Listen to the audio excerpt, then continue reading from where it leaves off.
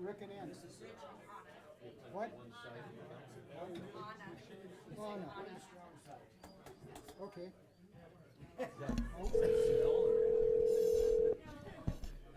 601, sir. Hi, Andrew. We have a quorum. Excellent. It's a go. On that side. Ready?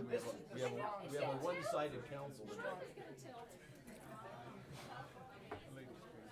Pardon? Lady's crazy. It has been as long as I've known.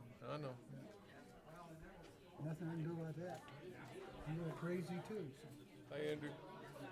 He was there for a moment. Did Andrew leave? No, he's on the phone. Oh, he's just on the phone. Good evening, Andrew. There he is. There he Good is. evening. I'd like to call the meeting to order. Would you rise for the Pledge of Allegiance, please?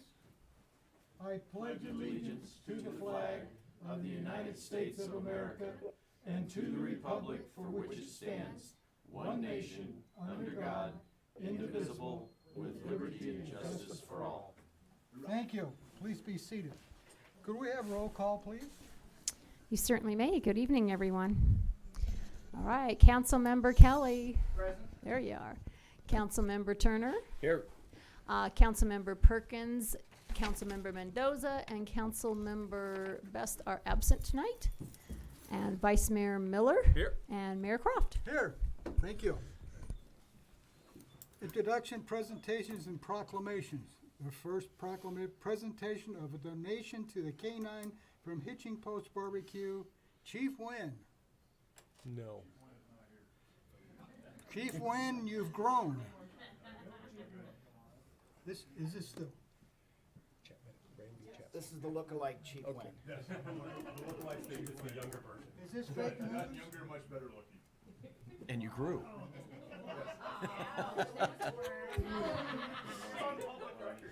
Somehow I don't feel like he'd have said that if he was here.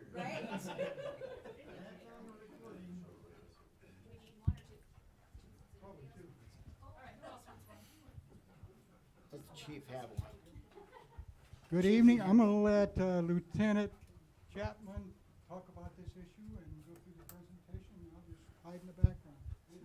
All right, so back in October, Hitch and Post Barbecue approached us and they wanted to raise some money for our K-9 unit, so they put on a fundraiser at Olson's Grain. It was phenomenal. They got a lot of donations and they have just under $8,000 to donate to our K-9 unit. Yeah, so actually November 3rd, that's okay, November 3rd, we started talking about it in October. In less than 3 weeks, we put a benefit together. The town stepped in, the surrounding towns all stepped in. Olson's, God love them, they really helped us, stepped up and helped us do this. I'm the owner, and my wife are the owner of the Hitch and Post Barbecue. We're located right here in Chino. We both have show dogs, so we're very into the canine units and stuff like that. We, Tiffany and I had a conversation one day at the dog show, and we says, you know, they need some help, and we wanted to just help the canine units here. I guess they needed a new unit and stuff like that, needed some equipment. So we put this together, and in one day, with the help of a lot of sponsors, again with Olson's, we pulled in $7,359.34 for the canine unit. And that is from us to the town. You guys wanna,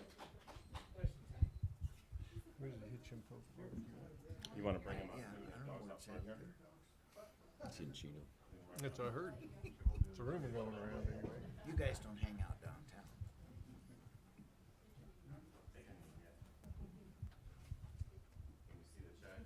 Yeah, no, that's good, that's good. Mr. Mayor, can you get in a little closer there?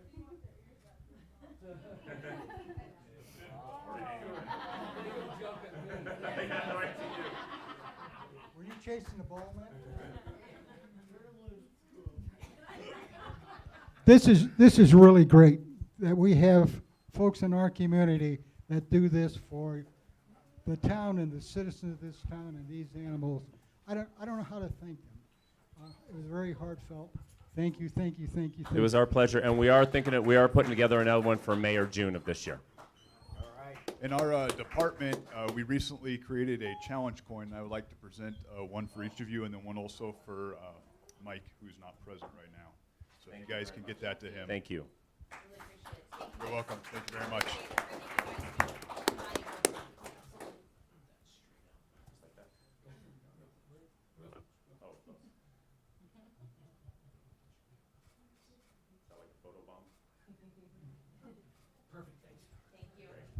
Thank you, guys.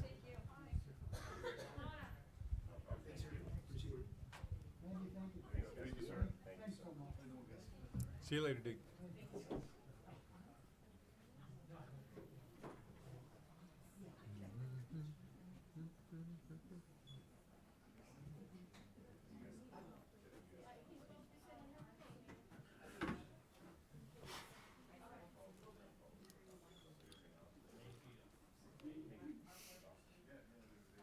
Are you ready? Okay. The second item, item B, is semi-annual update by the Chino Valley Area Chamber of Commerce. Cecilia? Mayor Council, thank you very much. Lorette Brashear, the Director of the Chino Valley Area Chamber of Commerce, is here this evening to discuss progress to date. This is her first of semi-annual reports. Hello, Mayor and Council. Hello. Good evening. Good evening. I'm here today. I've been in position for 8 months now, and so during the 8 months, I'm here to present what I've done in the 8 months. So the Chino Valley Area Chamber of Commerce, some chamber updates. So we've established new relationships, and we've also mended relationships. Some of our key relationships have been with SCORE, the Better Business Bureau, SBDC, and radio. Previously, we were on only one radio show, and now we're on 2 different radio shows. So we formed a relationship with Yavapai Broadcasting and Great Circle Radio, which is 99.1, and also a great relationship with the Chino Valley Review. We've also organized new business packets that go out to brand new people that have business licenses. We've teamed up with Better Business Bureau, so on one end it has our information, what's upcoming and upcoming events for the chamber, and classes that are being offered with the Better Business Bureau. We've also booked our radio show, which is our Chino Valley Chamber Chat, and we're booked all the way solid until March. Wow. We've also restarted Chino Chat, which is a different form, and that's through Yavapai Broadcasting. And with that is a 60-second commercial on anything that's up and coming. So currently what's being advertised is the Chino Valley Job Fair. Our community volunteer program is our CVP program, and so far we did the first student ambassador program. We have 4 active students, and they are from Chino Valley. They are high school students that are looking to graduate this year. They shadow different companies throughout the chamber, and they're also getting the soft skills as well. So that's a great program. We are the first to launch it. Next year, Prescott will be launching it. Currently in our database, we have 42 active volunteers, and that means volunteers that actually want to volunteer throughout with different organizations. And we have 40 community partner volunteers. And just today, we had 2 new signups, which is the Phippen Museum and the Highland Center. So that program is coming along. Chamber Growth. Our Lunch and Learns is a free program that I started. It's free to absolutely everybody in the community. You don't have to be a chamber member to attend this. Our Lunch and Learns are brown bags, so bring your own lunch, and they are held at the Days Inn. Some of the programs that we've done is grant writing for one, or we've also done how to recruit volunteers. Also, the up and coming ones is gonna be how to retain a business license, and so forth. And with all of those, they have been completely sold out. Our monthly luncheons have been moved. We are now at Grace Baptist Church. And along with that, we have catering that is done by Catering by Liz. And the attendance is about 50 regular people. Our chamber monthly mixers, attendance for that is about 50 plus at all of our chamber mixers. And those are the networking mixers after hours. Our new members, we're averaging about 6 to 10 new members a month. And that's with, some have dropped off and coming back now to the chamber. And actually, we're doing really great with the young entrepreneurs. So we have about, a lot of the ones that are 21, 22 that have started up businesses and that are now coming to the chamber. We also have gained new platinum members as well. So that's coming and we're doing very well. The chamber growth and events. We've been very visible in the community. We've attended National Night Out, Territorial Days, we've had a booth there. The 4th of July, we were there present, and we had a display at Christmas. Events that are growth and profit is our Harvest Festival. We teamed up with Yavapai College for that one. We had over 2,000 plus people there. Sequence and Saddles is our event that kicks off the Territorial Days, and that's done on the Friday before. And with that one as well, last year we sold out completely. Our annual golf tournament was my first one that I did, and we brought that one back, and we did really, really well with that one. This year, we already have a committee that is already planning the next golf tournament. And the next golf tournament will be held on June 6th. December to Remember was our first time teaming up with the town of Chino Valley, and we did really well with that as well. I worked really well with Parks and Rec, and we worked together doing the December to Remember at Memory Park. And along with that one, we did displays in the park. We only had 4 displays this year. I think it took people, what is a display and how do I, is it gonna get stolen? After this year, we've had more people sign up and wanna do it for sure next year. So we'll have more for next year. Upcoming events, we have the Chino Valley Job Fair, which is going to be held February 1st. We did it last year at Del Rio. This year, we've outgrown Del Rio. This year, we're doing it at the Chino Valley High School. Last year, we had 40 exhibitors because that was max. This year, we are completely sold out, and we are at 57 exhibitors, which means we have over 300 jobs that are available. Women in Business Fashion Show is coming up as well, and that's going to be done February 9th.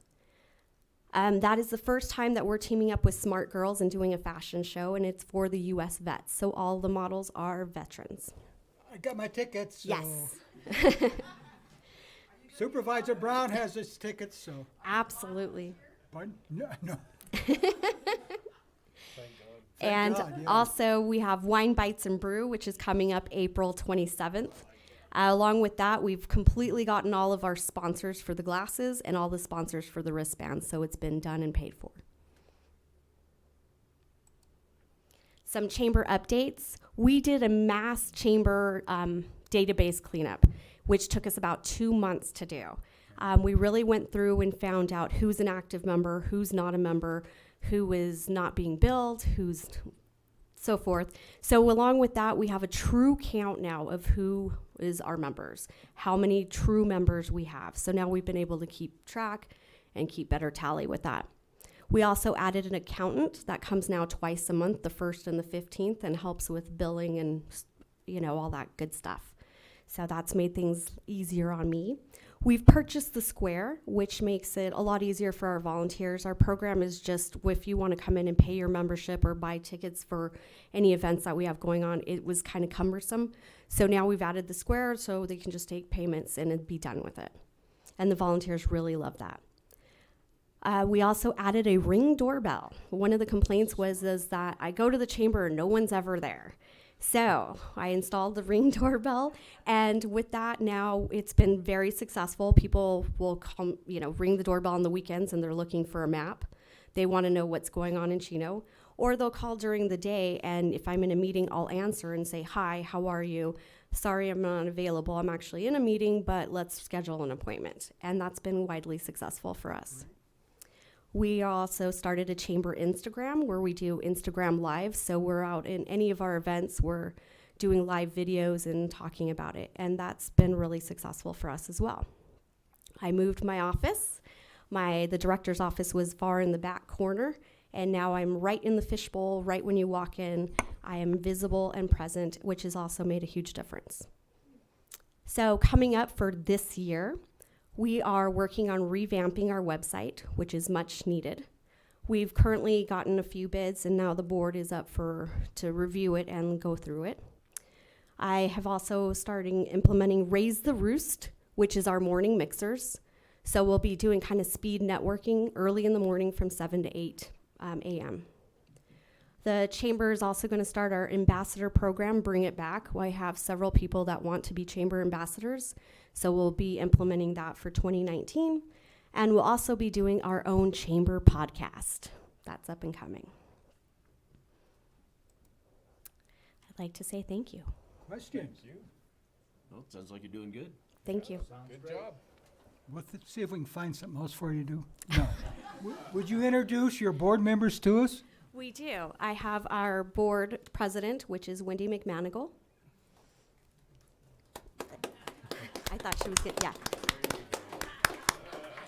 Kay Jones, was on our advisory board. All right. We know her. And that's our board members for tonight. Thank you very much. You're doing great. Keep it up. Thank you. Let us know how we can help you. Thanks. Thank you.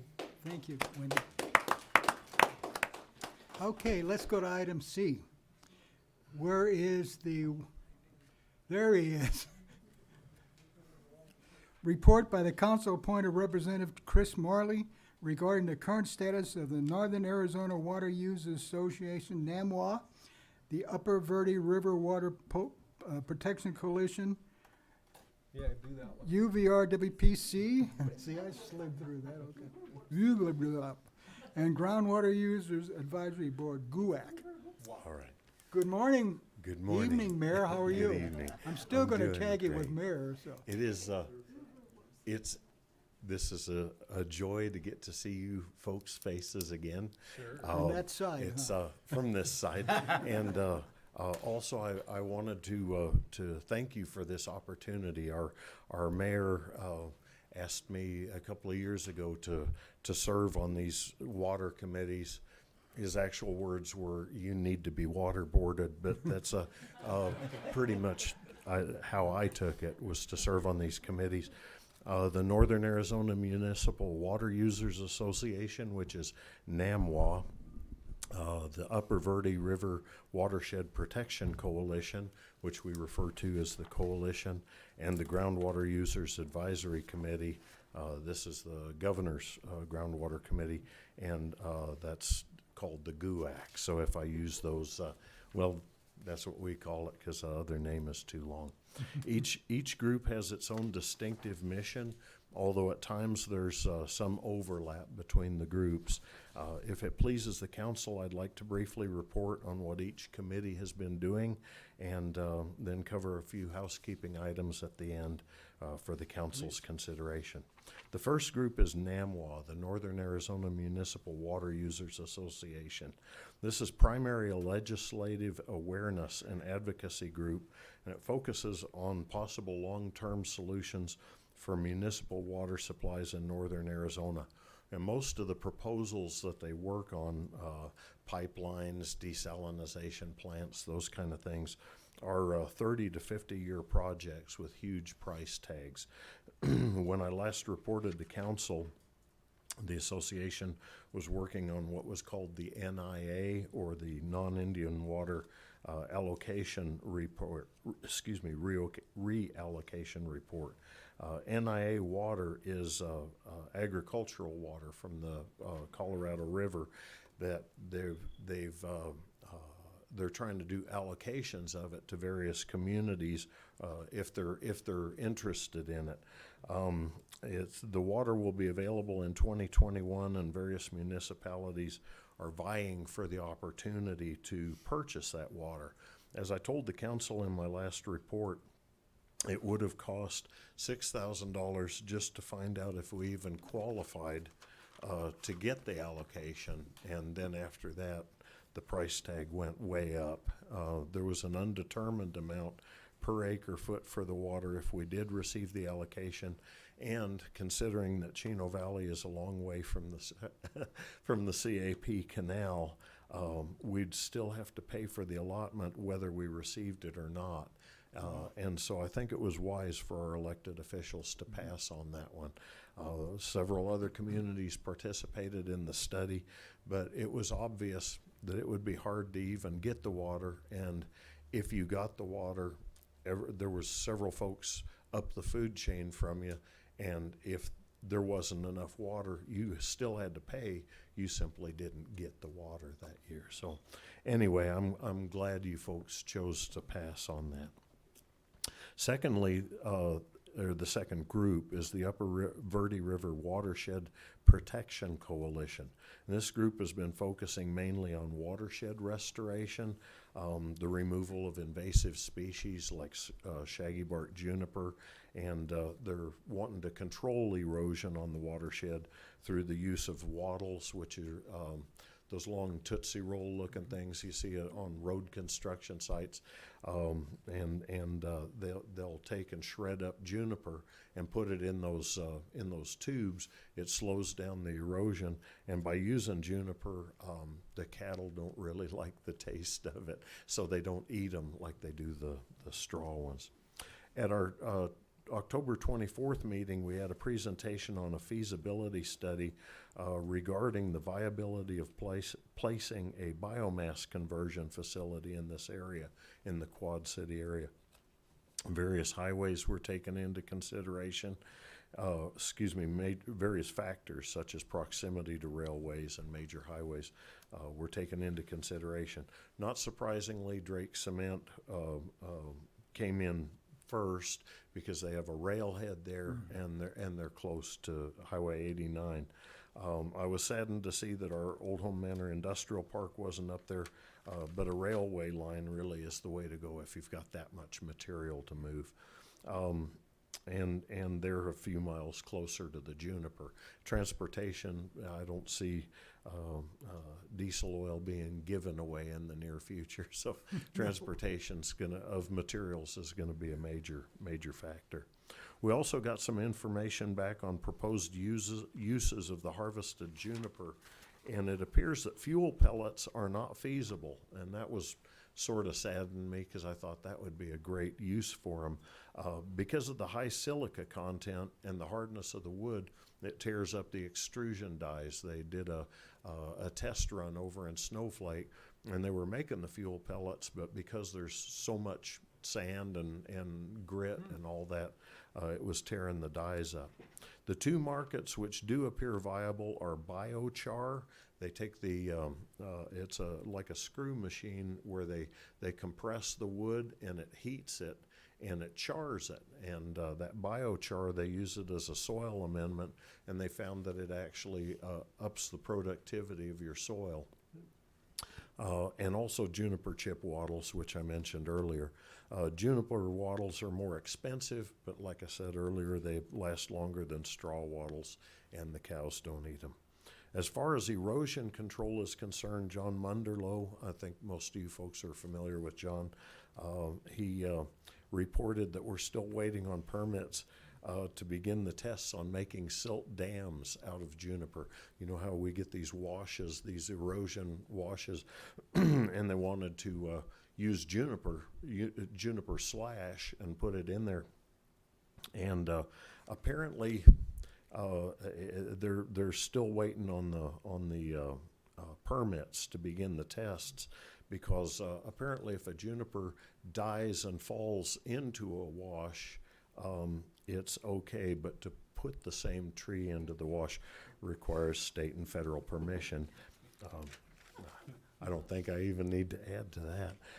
At our July meeting here in Chino Valley, we had a presentation on the Big Chino pump storage project. I think you guys had one of those presentations also. I thought I'd offer some observations on it. Would that be okay? It's a basic pump back facility. The company that I worked for years, SRP, has been doing this for years on its lake systems. The difference between what SRP does on the Salt River system, doing pump backs, and this one that's proposed up on I-40, is that this is not on an existing river system. It's entirely man-made. And like all projects, this one has its upsides and its downsides. The upsides, the owners estimate that their proposed water usage during the operation will be roughly 1/3 less than their present usage, which is ranching. Apparently, they plan on using 925 acre-feet a year versus 1,500 acre-feet, which they're presently using for the ranching. Viable storage. It's a viable storage for a reasonable amount of emergency power, but as you know, the western grid is pretty good sized. It won't make a big dent in it. Thirdly, it's their property, and I'm a big fan of folks being able to use their own property, so that would be one of the pros. Most of the negative effects can be mitigated with the use of pond liners and surface covers, but those are a pretty expensive investment. Downsides, at the time of the presentation, the pond liners and surface covers had not been under consideration, and the second downside is a pretty good one. The initial drawdown to fill the reservoir will be tremendous. They're expecting about 27,000 acre feet, which is equivalent to roughly 18 years of their current water usage. So I just thought I would mention that one. Like I said, they did a presentation to us at the coalition.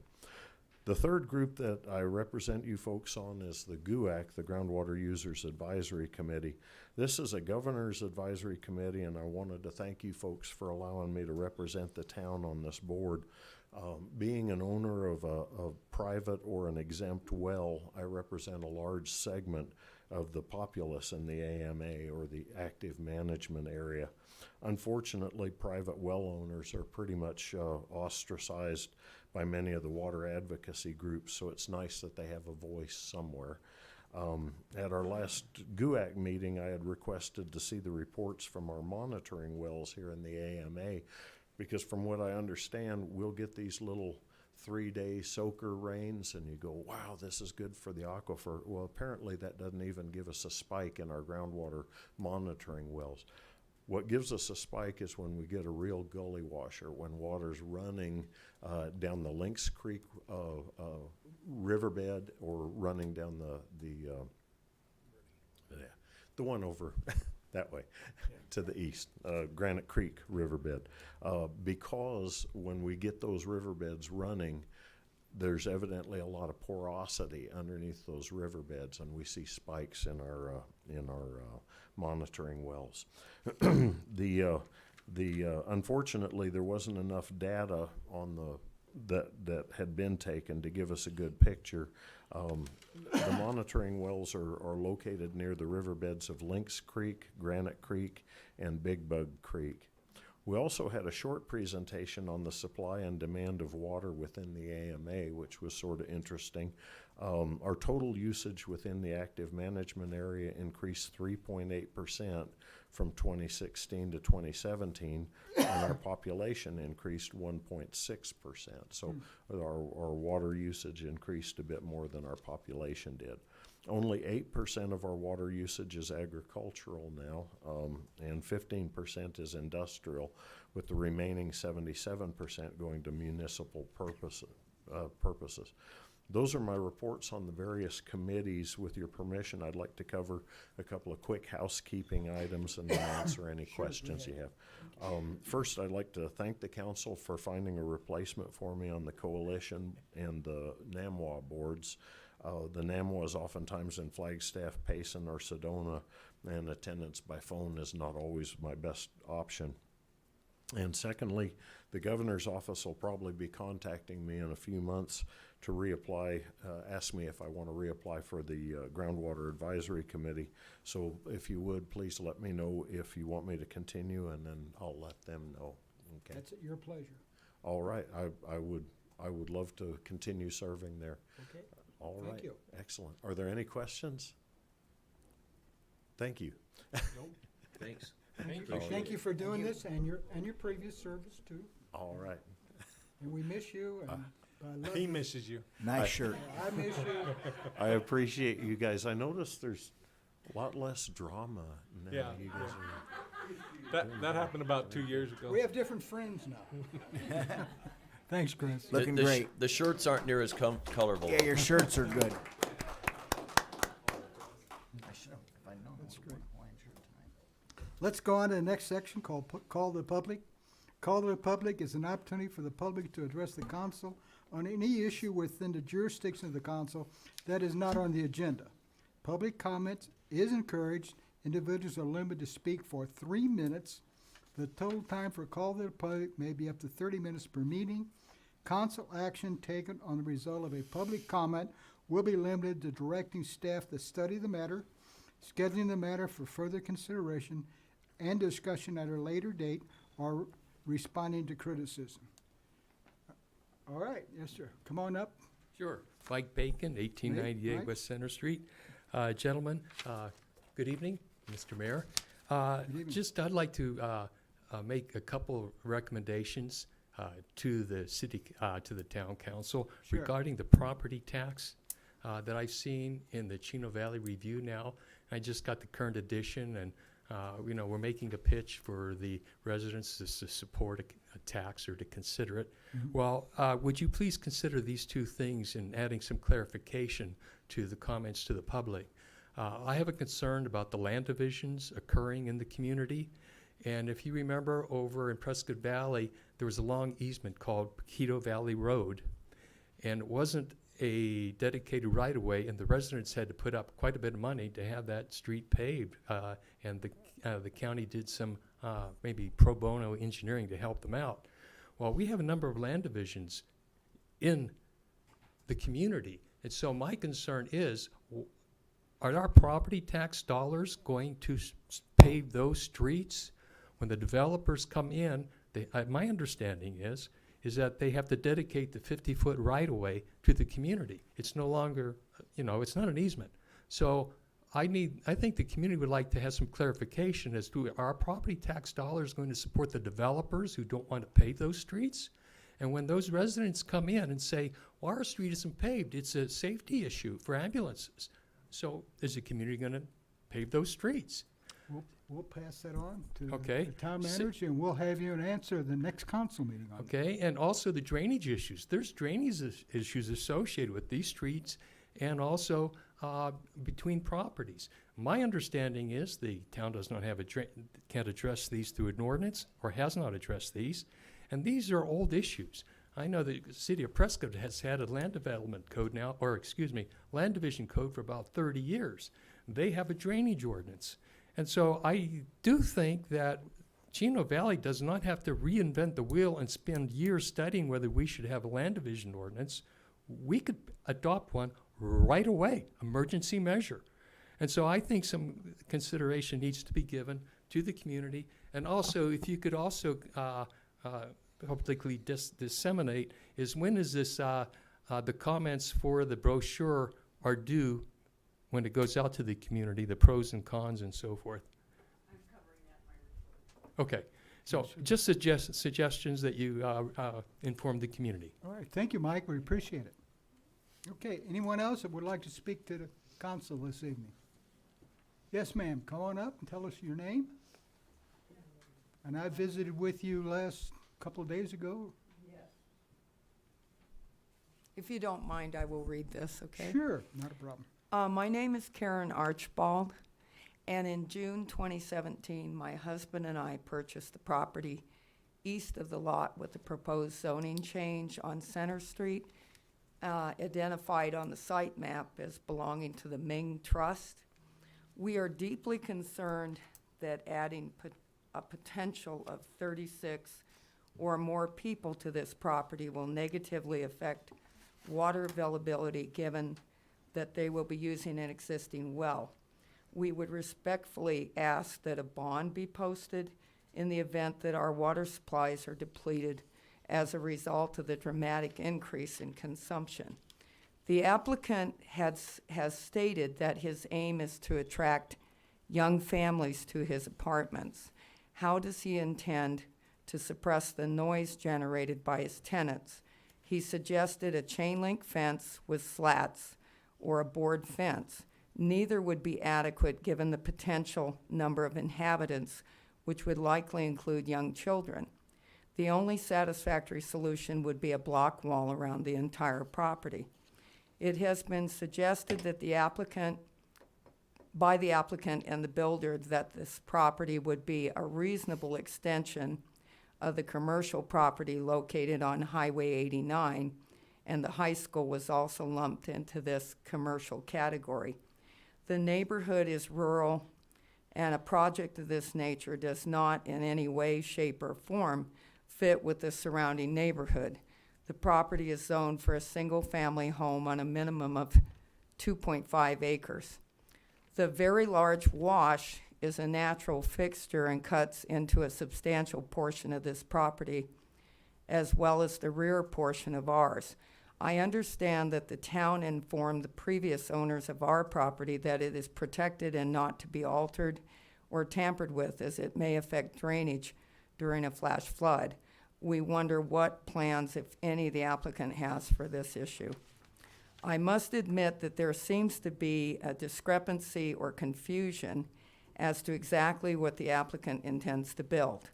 The letter from the town we received stated 9 duplexes or 18 individual units.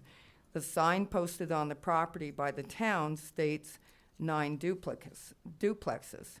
The applicant stated at the neighborhood meeting that he could build up to 40 units, but is building 18 individual units. So I'm curious just exactly where he's going with that. And of course, there is the concern about the increased traffic, which would just naturally come with that many people being there. So thank you very much. We will have an answer for you, a response in our next council meeting. Thank you. Anyone else that would like to speak to the council? Hearing none, we'll go on to the next item. Response to the public. Response to the public is an opportunity for the mayor to inform the public about how town officials address matters raised during call to the public in the previous meeting. I have none to respond. We'll go on to item 5, current event summaries and reports. This item is for information only. The mayor, any council member, or town manager may present a brief summary or report of current events.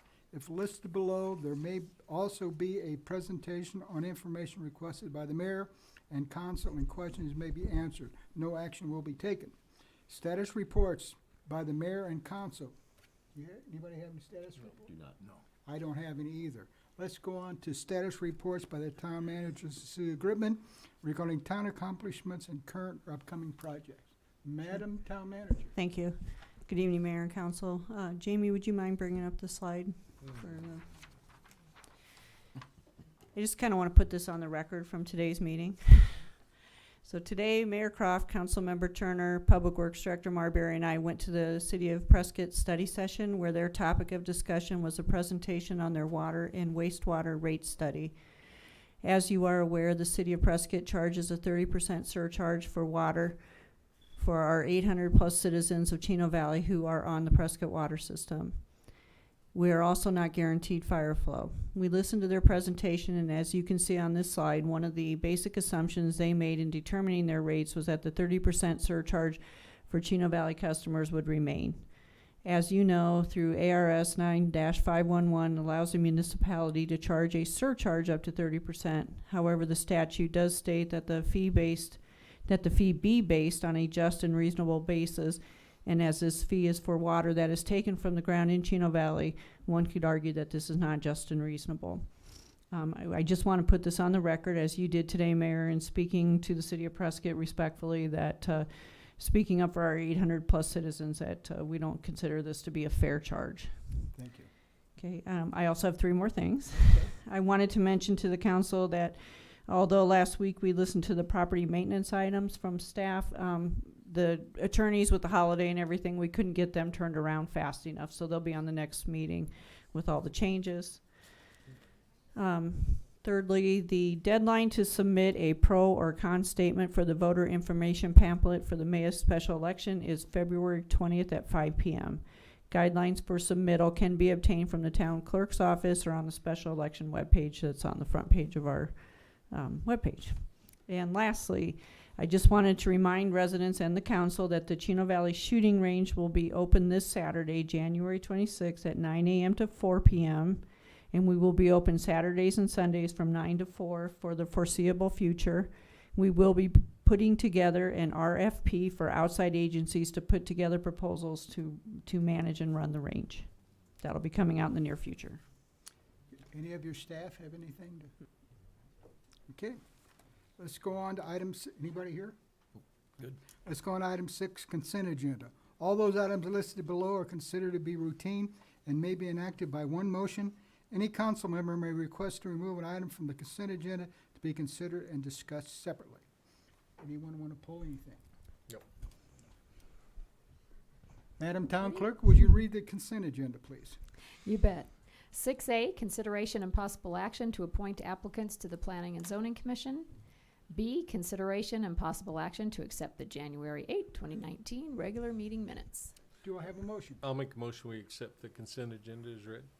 Second. All in favor, aye? Aye. All opposed, nay. Motion carries. Thank you. Let's go on to item 7, action items. The council may vote to recess the public meeting and hold an executive session on any item on this agenda pursuant to ARS 38-431-03A3 for the purpose of discussion or consultation for legal advice with the town attorney. Executive sessions are not open to the public. No action may be taken in executive session. Let me go on to item A, consideration and possible action to approve a conditional use permit, CUP 18006, for 12.35 acres, approximately 555,788 square feet of real property located approximately 0.25 miles east of the southeast corner of North Road 1 West and West Road 4 North. Say that quickly and see where that gets. At 683 West Road 4 North, Assessor Panel 306-14003S, to allow the existing single-family residence use within the CL Commercial Light Zoning District. Owner of record Donald K. Cox and Catherine Cox. Mr. Lermer, I guess you're the program tonight, huh? Yes, sir. Come in.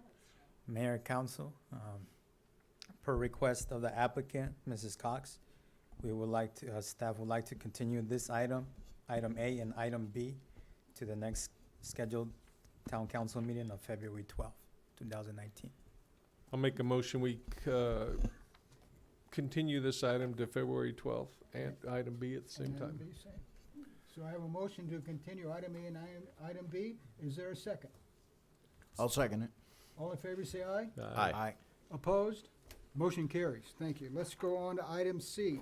If I can find it. There we go. Consideration of possible action to approve ordinance 2019-0860 to rezone 1.4 acres of real property generally located 1,663 feet south of 300 foot and 300 foot west of the southwest corner of West Road 2 South and State Road 89 at 1328 South State Route 89, Assessors Parcel Number 306-33005K, from Commercial Light Zoning District to Commercial Heavy Zoning District. Owner of record, Don L. Henderson. Mr. Lerman. Mayor, council, before you have an item by Mr. Hendrickson. He is requesting to rezone his property. The property is located directly south of what we know as Lantana Plaza. As you see here, it's located south of state, or west of South State Route 89. It has a legal access through a 50-foot easement that's abutting these two properties that abut State Route 89. Improvements in the property include a fixed manufactured home.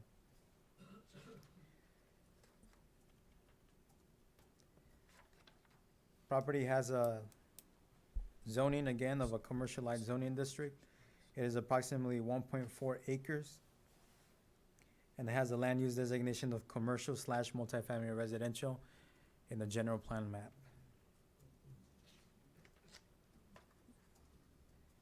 The property is requesting a similar zoning of that of Lantana Plaza, which is commercial heavy.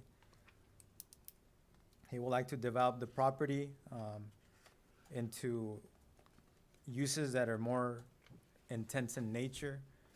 And those that have driven by Lantana Plaza. You can observe that there's, Mr. Hendrickson has two buildings in the back. These buildings are located more of a light use in nature. But these uses that he has in the back are more of a heavy or more intense use in nature, from manufacturing to maintenance in cars. So that's something that he wants to do. He has spoken to staff, and he said he has stated that he would like to attract businesses such as welding, fabrication, and manufacturing. And in order for him to attract those type of businesses, he will need a commercial heavy zoning district that would allow more of these heavy uses in nature. Here's a conceptual site plan that the applicant has submitted. As you see here, the applicant plans to locate two 5,000 square foot buildings in the back and convert the existing manufactured home into an office building. The application went before the Planning and Zoning Commission on November the 19th. Commission really didn't have any questions or concerns. Staff believes that the commercial heavy zoning district that the applicant is requesting will allow these type of businesses that the applicant is requesting. As far as the impact, there will be a low impact on surrounding properties, meaning that surrounding properties are undeveloped right now.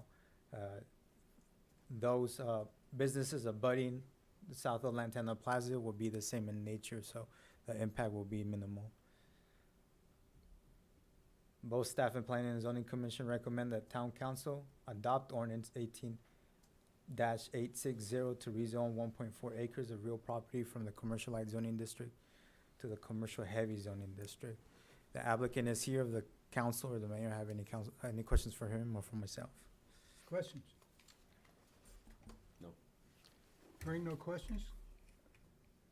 A motion, please. I make a motion to adopt ordinance 2019-860, rezoning 1.48 acres of real property from commercial light zoning district to commercial heavy zoning district. Do I have a second? Second. All in favor, say aye. Aye. Opposed, nay. Motion carries. Let's go on to item D. Consideration of possible action to approve ordinance 2019-861 to rezone 5.62 acres of real property generally located 2,250 feet south of the southwest corner of West Road 2 South and State Road 89 at 1458 South State Road 89. Assessors parcel number 306-33005M from CL/AR5 Commercial Light Agricultural Residential 5-acre minimum zoning district to CH Commercial Heavy Zoning District. Owner of record TDH Investments LLC. Mr. Lerma. Mayor and Council, before you have another item by same applicant, Mr. Hendrickson. This property is located a little bit further south of the subject property we just presented right now. This property is approximately 5.5 acres. It is in the commercial light/ag 5-acre minimum zoning district. It has a land use designation of commercial light, and improvements in the property include a single-family residence and a guest home. The property is accessed through a driveway here on State Route 89.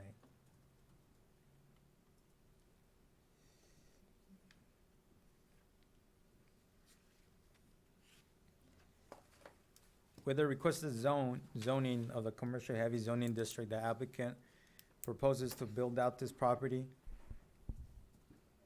into a mini storage / RV storage.